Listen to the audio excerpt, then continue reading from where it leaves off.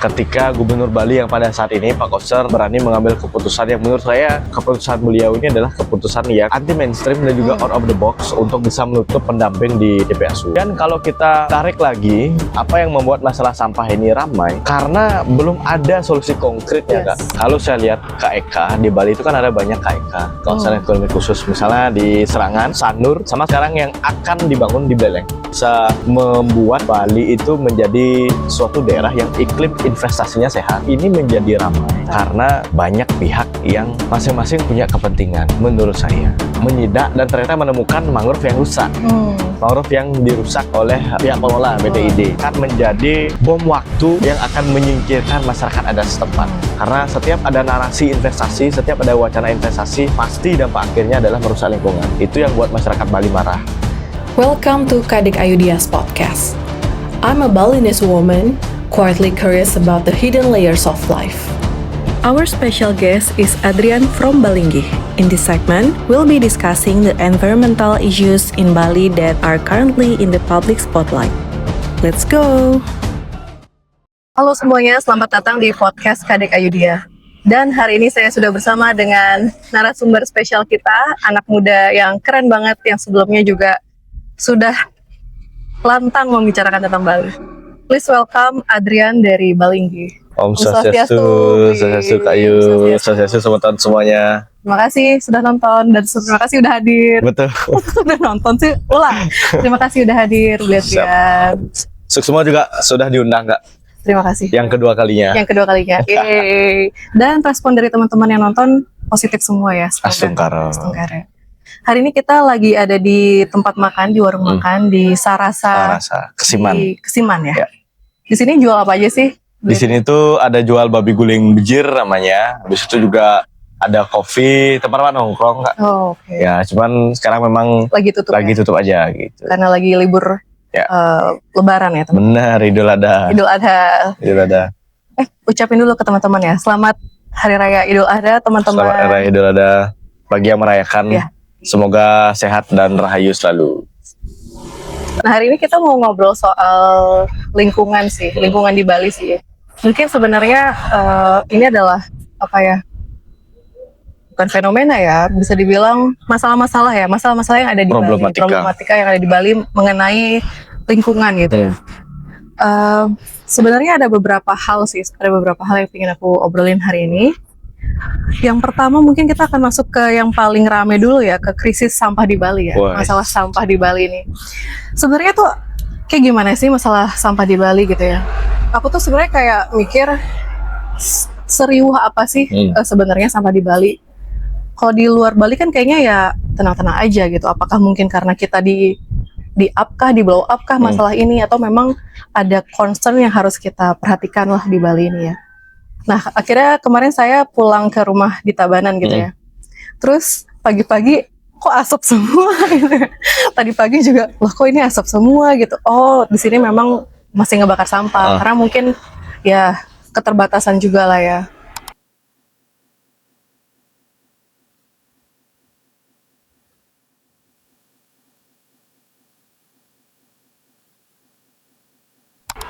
Nah, di rumah tuh juga udah ada biopori di rumah sendiri juga sih. Tapi masyarakat tuh masih suka ngebakar sampah gitu.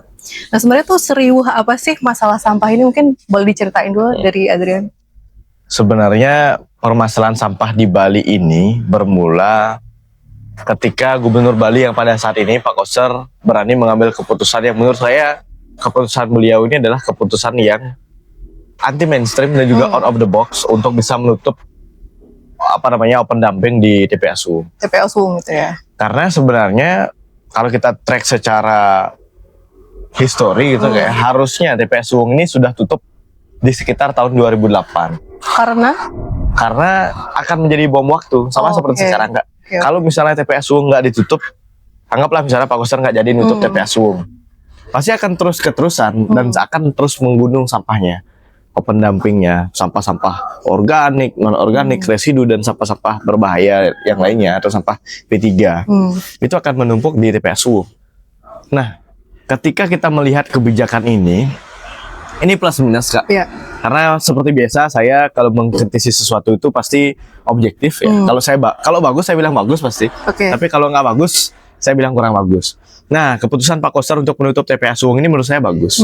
Meskipun memang ini diberlakukan secara nasional ya.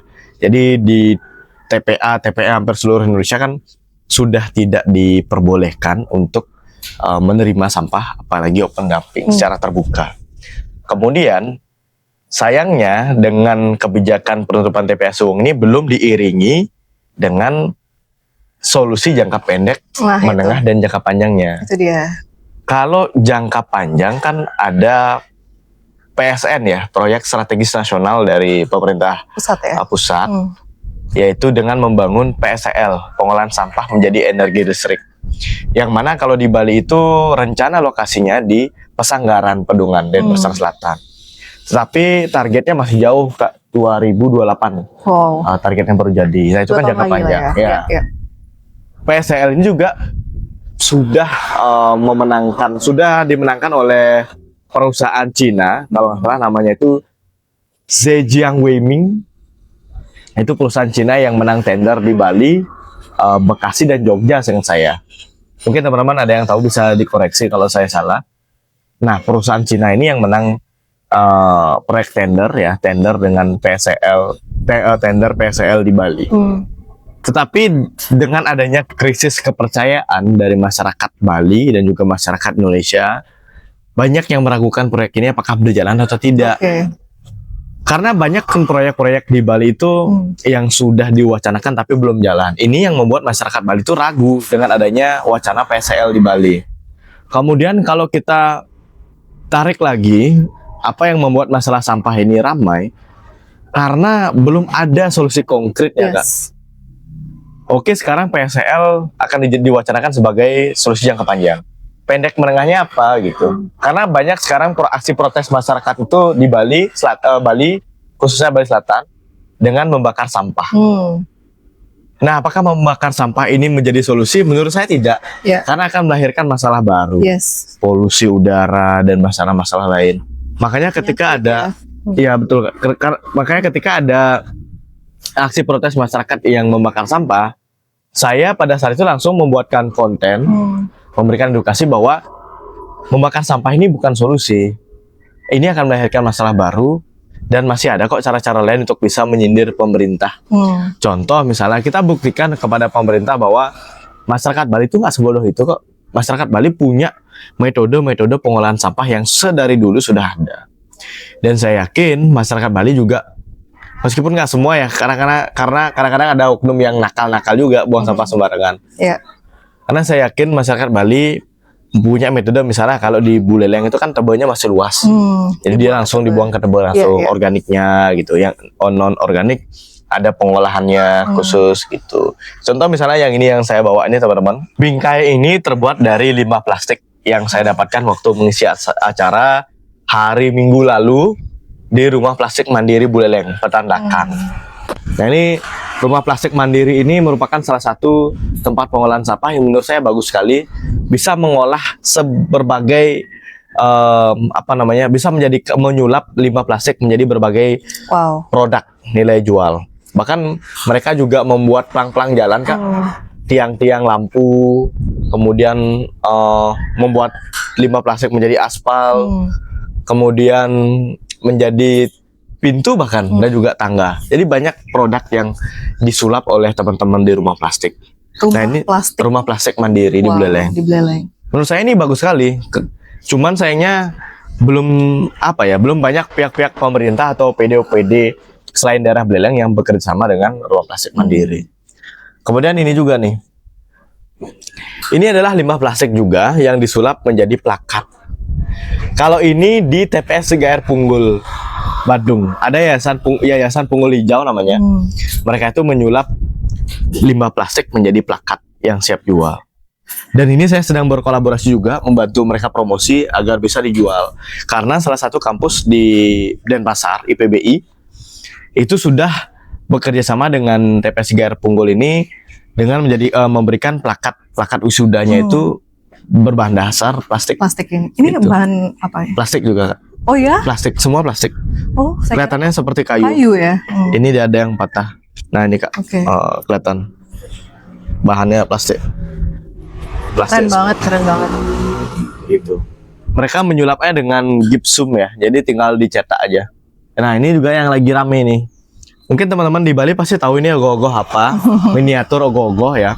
Ini adalah miniatur ogoh-ogoh Banjar Tain Siat dengan judul ogoh-ogohnya Gajah. Ini juga lagi rame, banyak yang request karena apa ya? Mungkin dilihat unik aja, dilihat unik dan ikonik ya ikonik ya. bener. Dan bisa dipasang di mana-mana. Cuma memang agak berat aja, gitu. Nah, dengan contoh-contoh ini sebenarnya pemerintah itu harusnya melek Kak, menurut saya, karena banyak teman-teman di Bali, masyarakat Bali, baik itu LSM, TPS 3R, bahkan ada komunitas-komunitas yang dia itu sudah mulai berupaya menyulap dan membantu pemerintah dan juga masyarakat menyelesaikan masalah sampah. Tetapi yang bikin jengkel itu kadang-kadang pemerintah kita di Bali ya, pemerintah provinsi, kabupaten kota, gengsi mau ngajak kerjasama. Entah apa, gengsi nggak dapat proyek, bagaimana nggak ngerti saya. Tapi ini keren banget sih. Gimana sampah itu bisa bernilai sangat tinggi gitu ya, bervalue sangat tinggi gitu, dan bisa fungsional. Ya. Apalagi kalau misalnya kita memanfaatkan ekspor, mungkin bekerja sama dengan pemerintah gitu ya.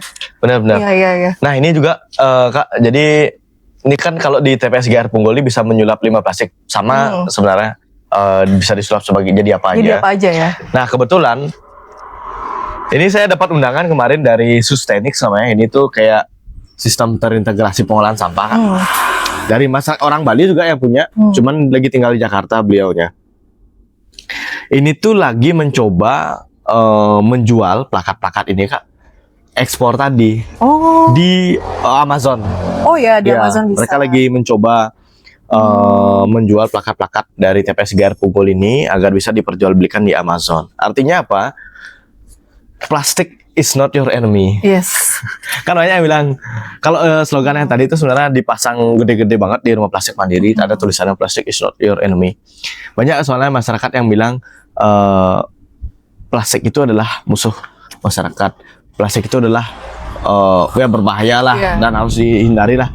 Nggak gitu juga sebenarnya. Karena kalau kita pikir aja secara logika, kalau nggak ada plastik, apa kita pakai kebutuhan sehari-hari? Tote bag itu juga menghasilkan masalah baru. Gitu. Karena kalau kita pakai tote bag pun pasti kadang-kadang kalau lupa bawa tote bag kan ditawarin lagi mau beli tote bag nggak? Tote bag nggak? Iya numpuk lah jadinya. Gitu sama aja. Iya. Gitu. Bahkan banyak tote bag yang di tempat sampah tuh berserakan juga. Nah balik lagi yang Sustainix ini, mereka sedang mengupayakan sistem terintegrasi. Jadi ibaratnya dari rumah warga, kemudian petugasnya, hingga ke tempat pengolahan sampahnya Kak. Jadi bisa sistemnya nge-tracking. gimana? Sistemnya kita pesan gitu kah atau gimana? Atau dijemput atau gimana?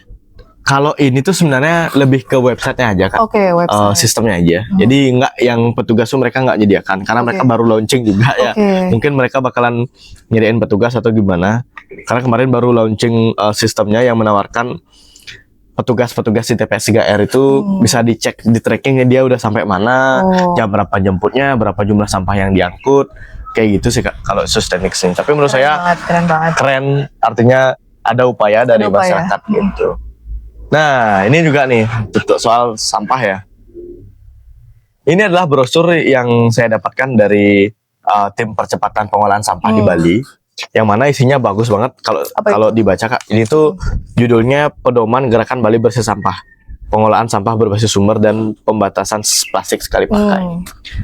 Kalau di brosurnya jujur ini lengkap banget dan ada dasar hukumnya di sini Kak, 7 dasar hukum, pola koordinasinya gimana, data-data sampahnya, produk pengganti dan lain sebagainya. Ini tuh lengkap banget sebenarnya kalau kita lihat secara pedoman yang dibuat oleh pemerintah.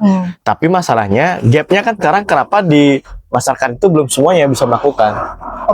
Bahkan sekarang Ketua PSBS Padas ya, yang mana itu istrinya Pak Koster, Bu Putri Koster, sedang menggerakkan Kulkul PKK namanya. Kulkul PKK. Iya.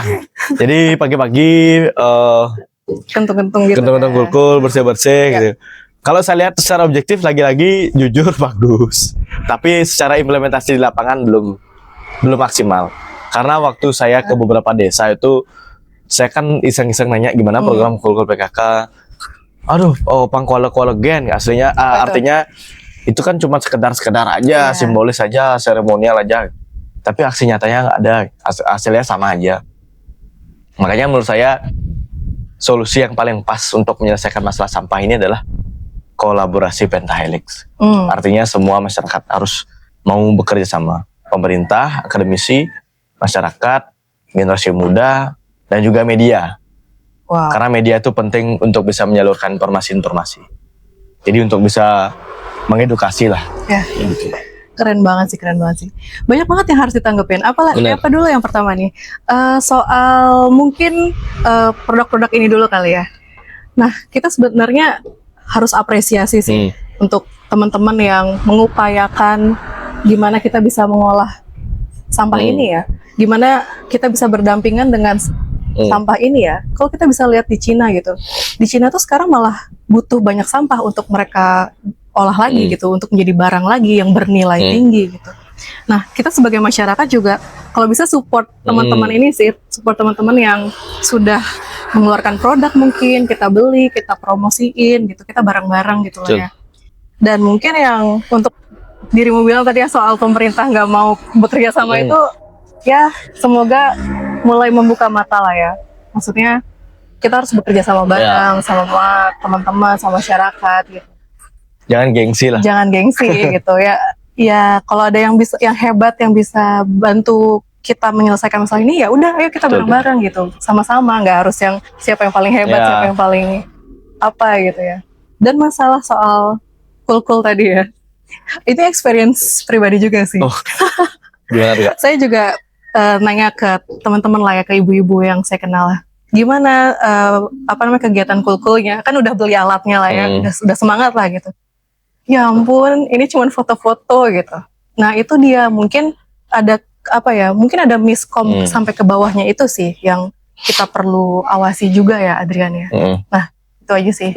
Mungkin ada lagi nggak? Benar. Karena terkadang banyak pihak yang menurut saya terlalu simbolis saja, Kak, saya lihat. Artinya dia kayak cuman sekedar pangkuala gen. Setelah itu sampahnya dibawa kemana? Iya. Ini kan menjadi sebuah bahan kontemplasi dan refleksi bagi kita semua. Bahwa jangan sampai ketika memang ingin menyelesaikan masalah sampah, jangan sampai hanya sekedar saja. Dan kan kadang banyak masyarakat yang bilang, jangan ngomong aja beli, jangan teori, jangan omong-omong aja.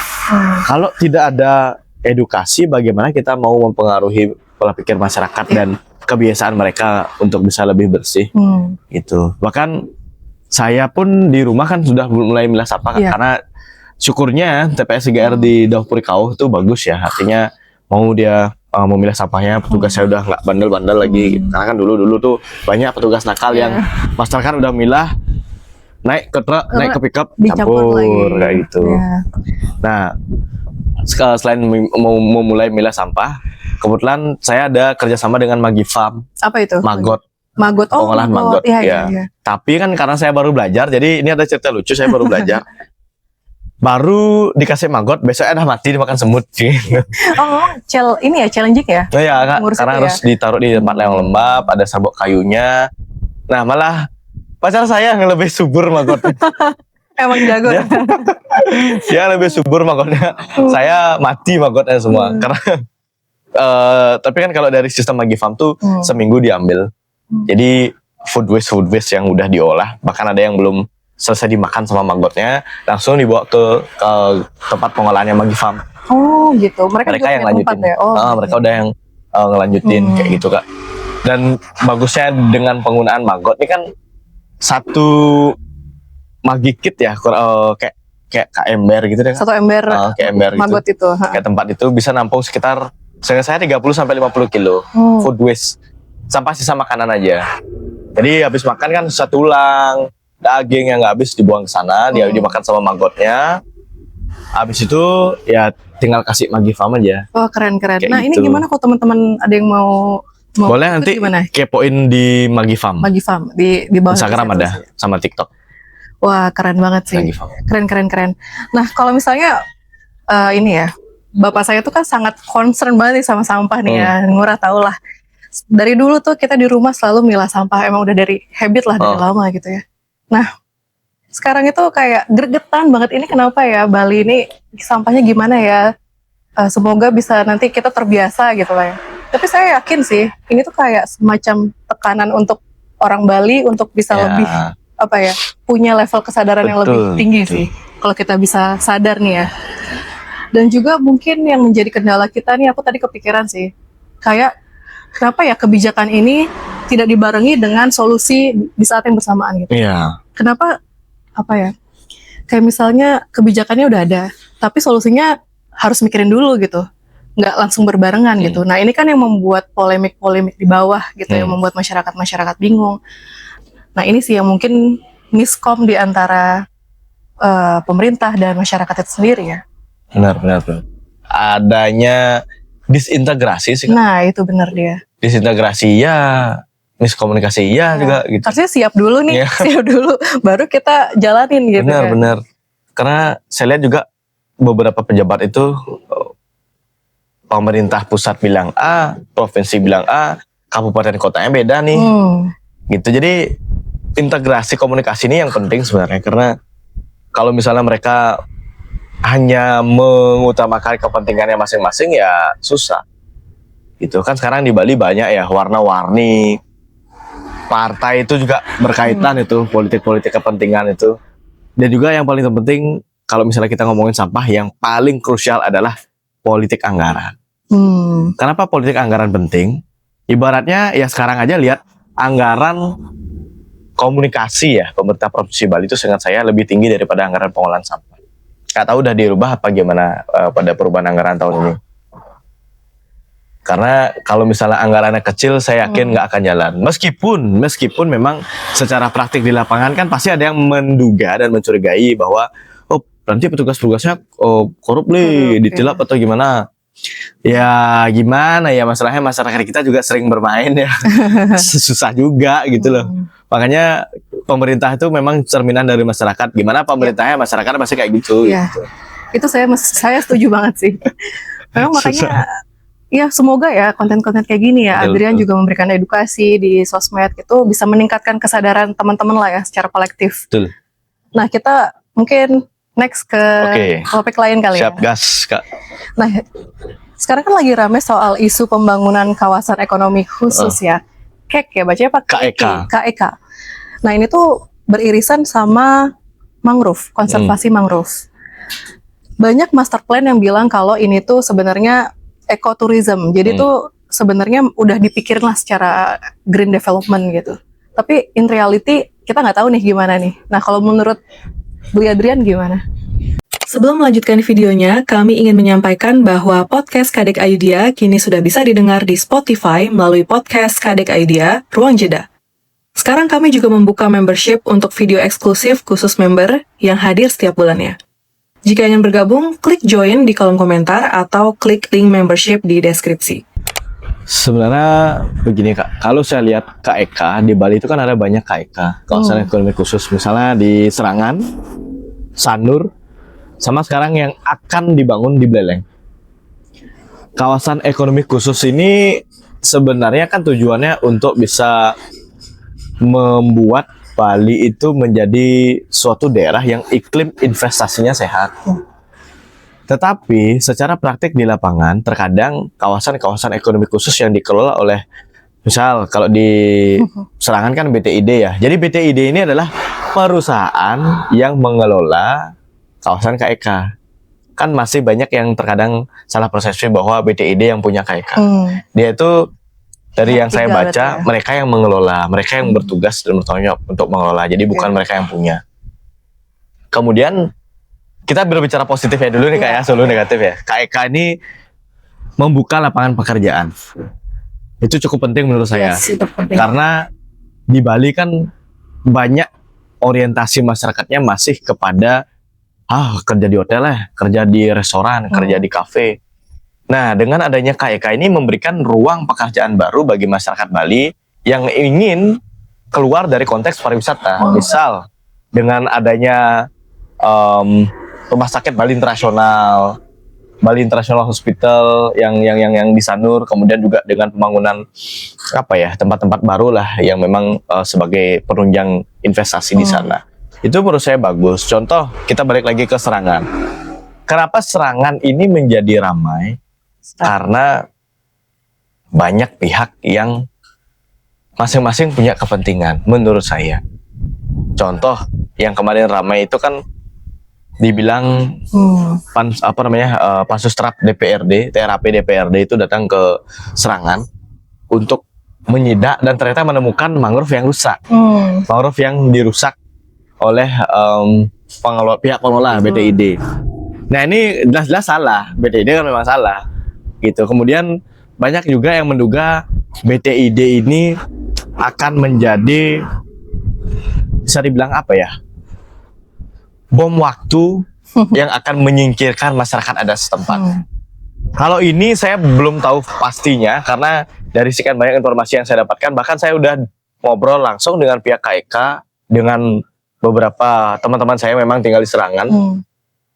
Artinya belum ketemu aja jalan tengahnya. Jalan tengah artinya BTID maunya apa? BTID maunya mengelola kawasan ekonomi khusus Serangan menjadi kawasan yang lebih maju, kawasan yang lebih berkembang.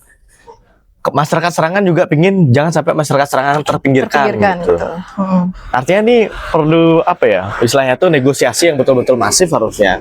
Karena dulu jadi banyak cerita di masyarakat di Serangan itu adalah yang sekarang jadi BTID itu adalah tempat istilah Balinya letah, Kak. Jadi ada yang buang sampah sembarangan, buang bayi, buang mayat dan lain sebagainya. Itu ya istilah Balinya itu orte kangin kauh lah, artinya omongan dari banyak orang lah. Itu kawasan Serangan itu adalah kawasan yang nggak terurus lah dulunya. Tapi dengan hadirnya BTID katanya ditata lagi. Tapi setelah saya ke sana memang beneran ditata memang.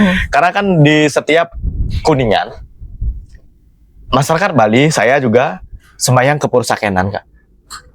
Yang mana itu ada di Serangan. Kalau dulu kan masih kacau banget, belum ditata rapi, parkir masih ngawur dan lain sebagainya. Nah, setelah ditata sekarang parkirnya lebih rapi, lebih bagus lah jadinya.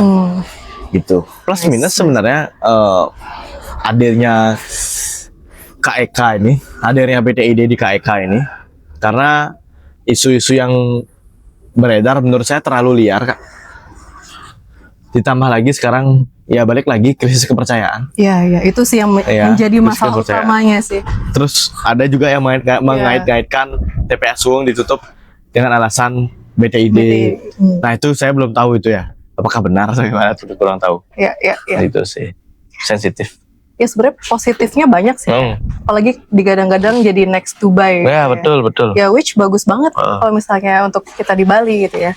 Dan ketakutan masyarakat untuk tersingkirkan dari rumahnya itu kan ya pasti akan dirasakan itu ya. Bener sih, kayak gimana cara titik tengahnya ini apa nih gitu ya. Jalan tengahnya gimana, negosiasi sih sebenarnya. Mereka ini harus perlu banyak ngobrol ya. Perlu banyak ngobrol karena dengan adanya isu yang semakin liar, pasti narasi-narasi negatifnya akan semakin tinggi, semakin banyak, semakin mendominasi itu. Dan yang paling berdampak adalah saya yakin orang-orang yang ingin berinvestasi ke Bali itu semakin sedikit dengan melihat political will di Bali masih kacau. Sayang banget sih kalau itu, sayang banget sih. Nah, gimana tapi Adrian melihat yakin sama ini ya nggak, sama proyeknya? Kan yang penting dijalankan dengan blueprint yang seharusnya gitu kok. Semoga amanah sih ya. Gimana kalau Adrian? Kalau dari saya sih tetap yang paling penting itu mengutamakan masyarakat adat setempat dulu. Jangan sampai masyarakatnya tersingkirkan, dan bagi pihak BTID mesti mengikuti desa kalapatra setempat. Artinya ketentuan secara adat, awig-awig atau pararem yang memang sudah diatur di masyarakat sana, dan jangan sampai merusak lingkungan. Karena setiap ada narasi investasi, setiap ada wacana investasi, pasti dampak akhirnya adalah merusak lingkungan. Itu yang buat masyarakat Bali marah. Nah, itu dia. Selalu bilangnya tanda kutip oknum ya. Misalnya kejadian-kejadian akhirnya merusak lingkungan gitu. Ini ada oknum gitu lah. Tapi kalau misalnya itu terus-terusan dibiarkan dan kita selalu bilang itu oknum, itu namanya by design nggak sih? Kalau dibilang by design, sistemik sih Kak. Sistemik. Artinya setiap ada wacana investasi, hasil akhirnya 5 tahun oke belum kelihatan, 10 tahun baru kelihatan merusak lingkungan. Jadi gimana ya? Masalahnya orang-orangnya kan beda Kak ya, tapi dampaknya sama gitu loh. Merusak lingkungan pada akhirnya. Ya gimana ya, susah sih kalau berbicara investasi ini. Cuman kalau nggak ada investasi nggak bisa maju gitu, nggak bisa membuka lapangan pekerjaan kayak gitu sih. Dari kitanya nggak sih, pemerintahnya yang harus lebih strict lagi ya? Pemerintah harus tegas. Ya, tegas. Pemerintah harus istilahnya berani mengambil keputusan yang artinya itu mengorbankan, maksudnya jangan sampai mengorbankan masyarakat Bali, tetapi berani berjuang demi Bali gitu. Pasang badan lah. Semoga. Ya semoga. Karena terkadang kan ada pejabat-pejabat yang dia tuh juga ingin mencari keuntungan kan, oportunis lah. Oke, kamu mau bangun berapa nilai investasi ya? Kamu ambil segini, saya segini, kalian segini ya, bagi hasil lah. Mungkin rata-rata gitu ya. Ya, bagi hasil. Itulah modelnya Kak. Sayang banget sih. Apalagi kalau misalnya kita lihat Bali ya, ini mungkin next topiknya ya. Kalau kita bisa lihat Bali gitu, Bali itu kan punya value yang besar banget gitu. Oke, 2026 Bali menjadi peringkat pertama di wisata internasional, mengalahkan Paris, mengalahkan London, mengalahkan yang lainnya gitu. Ya tapi kalau kita lihat secara infrastruktur nih di Bali, aku tuh ngerasa kita tuh deserve better gitu. Maksudnya apa yang masyarakat rasain sekarang ini tuh harusnya bisa dapat, nggak bisa gini gitu, harusnya bisa lebih gitu. Apalagi kalau misalnya saya bandingin sama negara-negara lain gitu ya, yang nggak serame Bali gitu. Mereka secara infrastruktur tuh serius gitu, jalanan diperbesar, dibagusin, apapun itulah yang dilakukan. Nah, aku tuh agak sedih aja sih kayak ngelihat kita tuh cuman dieksploitasi, masukannya tuh besar banget untuk Bali, tapi kayak nggak dikasih ke masyarakat gitu. Nah, kalau Adrian lihat itu gimana? Kalau berbicara infrastruktur, kemarin tuh ada satu pejabat Wakil Gubernur Bali yang bilang kalau dia nyerah ngurusin kemacetan di Canggu. Ya ramai juga sih berita. Lucu sih memang ya, artinya gimana ya? Kalau saya seperti biasa pasti melihat dari sudut pandang pemerintah gimana sebenarnya kendalanya masyarakat gimana. Kalau kita lihat dari sudut pandang masyarakat, ada sebuah fenomena yang saya lihat, banyak masyarakat yang menginginkan solusi, tetapi dia tidak mau menjadi bagian dari solusi itu. Gimana itu misalnya? Contoh misalnya macet ya Kak. Kan solusi macet di Bali itu menurut saya adalah menggunakan transportasi umum, kemudian pengurangan pembatasan kepemilikan kendaraan bermotor yang sangat ekstrim keputusannya, kemudian juga budaya jalan kaki itu yang sudah mulai menghilang, dan juga beberapa kendala, beberapa tantangan yang semestinya bisa dilakukan oleh masyarakat, tapi masyarakatnya susah. Karena kalau misalnya kita berbicara transportasi umum sekarang, naik bus lah misalnya Kak. Kan di Bali Selatan tuh ada Trans Sarmagita, ada teman bus juga. Ada 2 bus yang cukup familiar lah mungkin bagi teman-teman ya. Sayangnya halte-halte bus dari rumah warga ini masih jauh Kak. Jauh dari rumah warga. Ini kendalanya yang membuat masyarakat tuh enggan untuk jalan kaki. Kemudian kalau misalnya pembatasan kendaraan bermotor, susah juga. Karena kan masing-masing keluarga tuh pasti punya kesibukan yang berbeda-beda. Dan akan berpengaruh terhadap pemasukan pajak. Dan fun fact-nya, pemasukan pajak kendaraan bermotor itu lebih tinggi daripada pemasukan pariwisata di Bali. Itu ada datanya, teman-teman bisa cek sendiri. Kemudian yang ketiga, kalau misalnya penerapan ganjil genap, susah di Bali, karena kalau misalnya ganjil sekarang yang nggak punya plat ganjil kan otomatis bingung dia mau kemana, mau minjem motor di mana, apakah harus nyewa motor lagi atau naik Transum yang jalannya harus jauh kan gitu. Alternatif jalannya juga nggak banyak. Betul, ya, jalannya juga jalan aja gitu. Betul. Selain itu juga kalau di Bali kan banyak anjing Kak ya, jadi orang jalan dikit aja udah dikejar anjing kayak gitu. Kemudian yang keempat, berbicara soal transportasi umum ya. Saya sangat sering menyuarakan dan juga mengusulkan kenapa tidak menerapkan konsep first mile, middle mile, dan last mile. Artinya itu first mile-nya ini dari apa namanya warawiri bus kalau di Surabaya. Jadi ada bus-bus kecil yang jemput orang, jemput masyarakat dari depan-depan gangnya, baru diantar ke halte. Itu lebih efektif menurut saya. Jadi bus-bus kecil tuh jemput-jemput depan gang. Itu bagus banget itu. Ya, kalau di Denpasar tuh ada salah satu sekolah yang masih saya ingat. Dulu waktu Pak Raimantro masih jadi wali kota, dia tuh menyediakan bus-bus kecil gitu Kak. Jadi jemput-jemput Bagus banget. siswa-siswi diantar ke halte, busnya nganterin ke sekolah. Masih ada Gitu. sampai sekarang ya? Sekarang karena ganti wali kota ya, tau lah Kak ya. Sayang sekali. Setiap ganti pemimpin pasti ganti kebijakan. Kemudian first mile, middle mile-nya baru bus. Last mile-nya bus kecil lagi atau naik. Kalau sekarang kan ya di Bali kan ada apa ya? Ojek online atau driver yang memang sekarang driver pun juga lagi ada konflik sebenarnya di Bali. Wih, banyak kali masalah di Bali nih. Transportasi ini aduh kacau. Kacau mania kali. Konflik karena apa itu? Konflik karena perebutan apa ya istilahnya wilayah. Jadi driver konvensional versus driver online. Tapi isunya malah melenceng ke driver lokal versus driver pendatang. Jadi ya banyak lah orang Bali. Dalam artian orang-orang saudara-saudara kita dari Jawa, dari Timur. Itu banyak driver-driver lokal yang tidak terima kalau mereka juga ikut kerja di sini. Itu kan menurut saya itu isu rasialis. Nggak boleh sebenarnya seperti itu. Next kita bahas maksudnya di next topik. Oke, lanjut. Siap. Itu sih Kak. Kalau soal infrastruktur transportasi ya. Pun kalau misalnya dilebarkan jalan di Bali, itu susah. Kayaknya udah nggak mungkin sih, apalagi udah yang jadi gitu ya. Karena di Bali kan banyak pelinggih kayak. Contoh misalnya waktu G20 kan ada pelebaran jalan, kena pelinggih, kena pura, kena Sangadadia. Itu kan pasti banyak yang nggak mau. Sekalipun dikasih kompensasi ya, orang Bali kan kuat banget masalah-masalah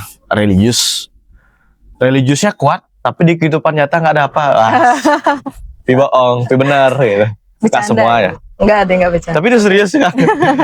Sibuk di urusan religius, tapi real life-nya kacau mania banget. Tidak diaplikasikan. Ya, cerita karena tuh kacau tuh. Sekarang udah ada buku judulnya Terhita Bencana dari Pak Ngurah Suryawan, dosen. Terhita Bencana. Ya, itu judulnya, bukunya bagus menurut saya. Saya cepet baca-baca di medsos, cuman belum punya bukunya. Saya lihat keren nih bukunya, no. Mengulas Bali dari perspektif akademis dan saran-saran solusi. Itu sih Kak kalau berbicara infrastruktur transportasi aja dah dulu. Karena pendidikan pun juga belum merata. Bahkan saya bulan depan kan ada rencana donasi buku Kak.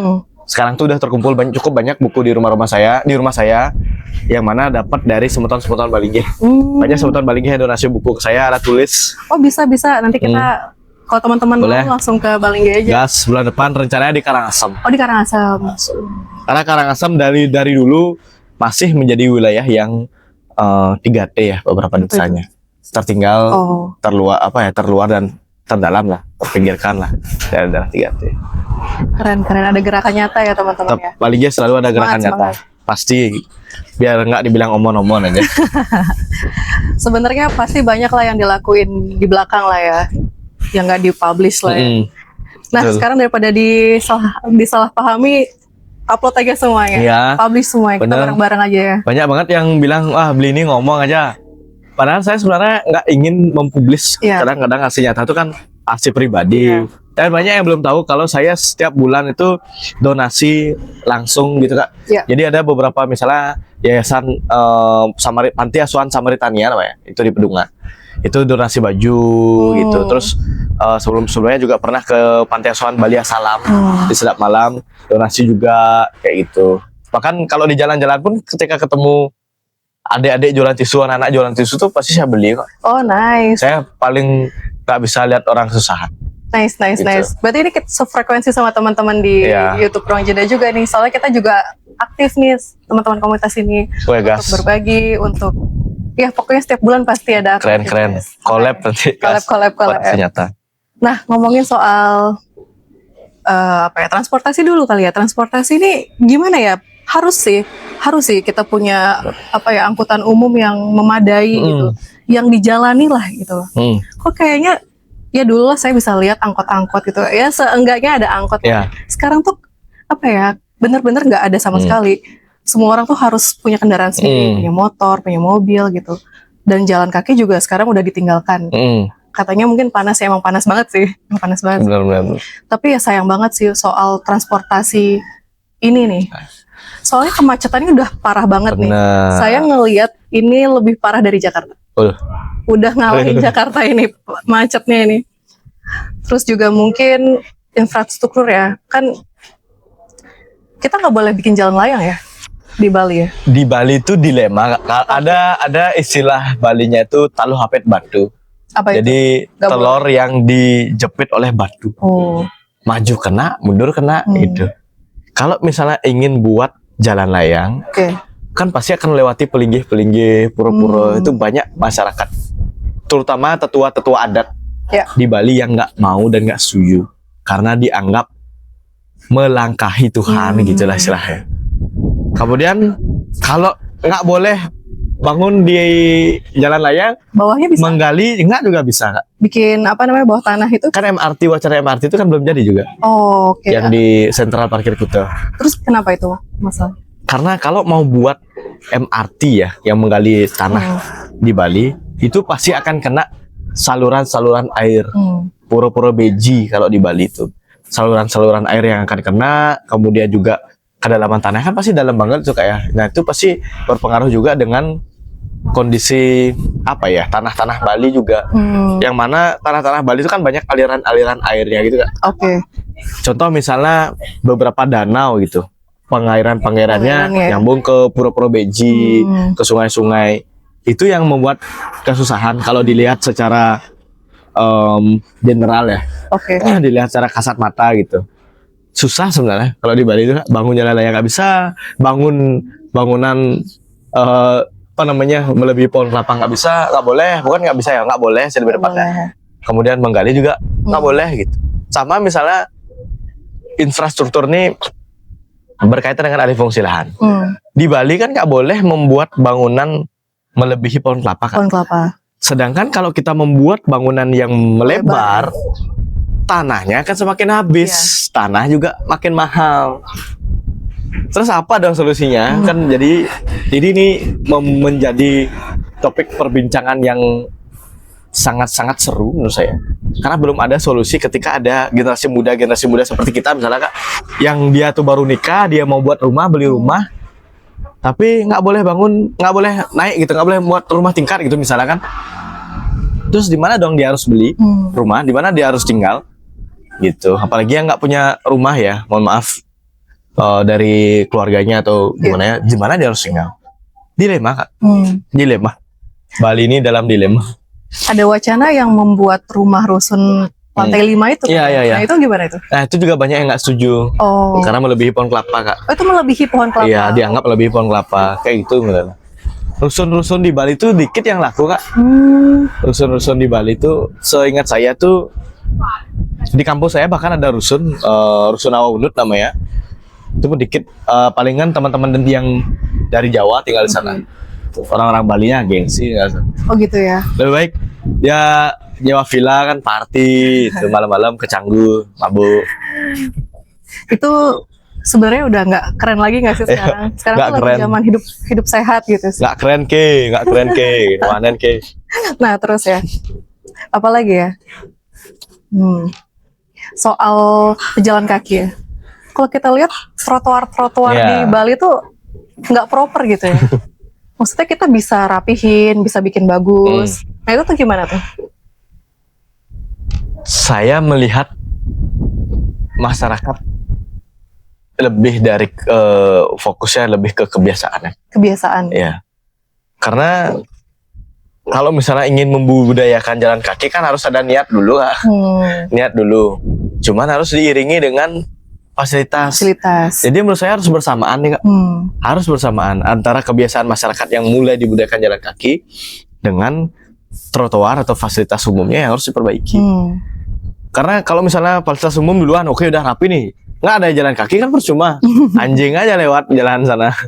Terus kalau misalnya masyarakatnya udah biasa dan mau jalan kaki, trotoarnya nggak bagus, nggak bisa juga, nggak ketemu dia gininya, sinkronnya nggak ketemu.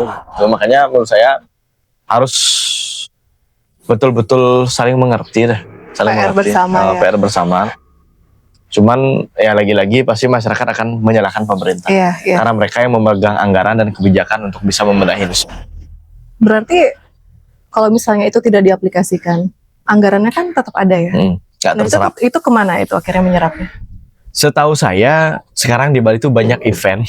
Oh, event apa itu misalnya? Kesenian, festival dan lain-lain. Mungkin ya nggak tahu. Saya kalau berbicara soal anggaran ini kan realnya kita nggak tahu Kak ya. Karena jujur kalau ingin mencari transparansi alokasi dana di pemerintah provinsi dan kabupaten kota itu susah banget. Kita kan nggak tahu. Anggaran misalnya PAD Denpasar sekian, PAD Bali sekian. Kemana aja nih dibawa? Apalagi di Bali ada PWA, pungutan wisatawan asing. Nah itu gimana itu? Nah ini masih dipertanyakan juga Kak transparansinya. Bahkan kemarin kan Pak Koster buat video ajakan bayar PWA menggunakan bahasa Inggris yang meskipun beliau baca kita apresiasi lah niatnya ya. Mungkin nanti teman-teman yang mau mau ngajarin Pak Koster bahasa Inggris, gas langsung DM Pemprov Bali. Kayak gitu misalnya. Nah, berkaitan dengan PWA ini sebenarnya harus ada transparansinya sih Kak menurut saya.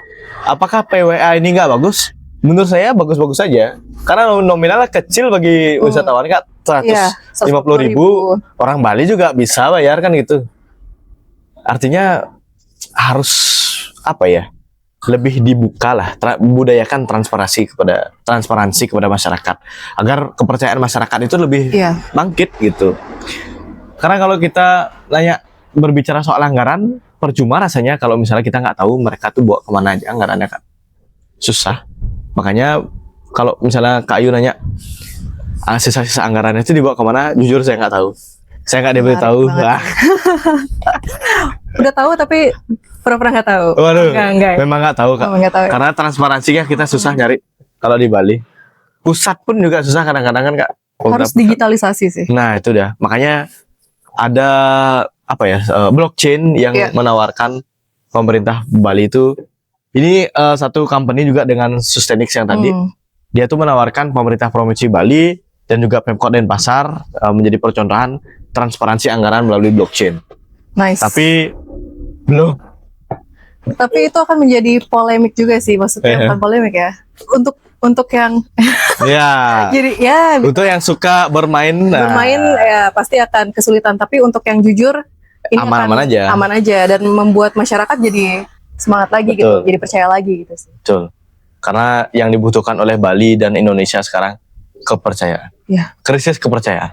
Benar banget sih. Lagi krisis kepercayaan. Kita sekarang akan masuk ke over tourism di Bali. Aku akan baca sedikit data nih.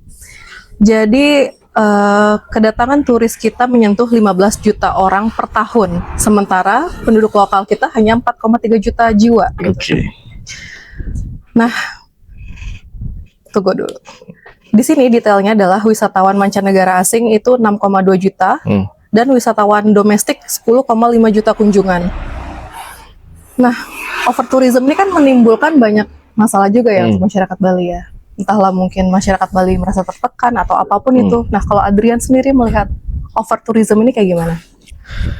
Saya tadi kan Kak Ayu bilang 15 juta, saya langsung kaliin 15 juta kali 150.000 itu hasilnya sekitar 2.250 miliar. Wow, itu yang kita dapat itu. Iya, ini kan uang fantastis banget nih Kak.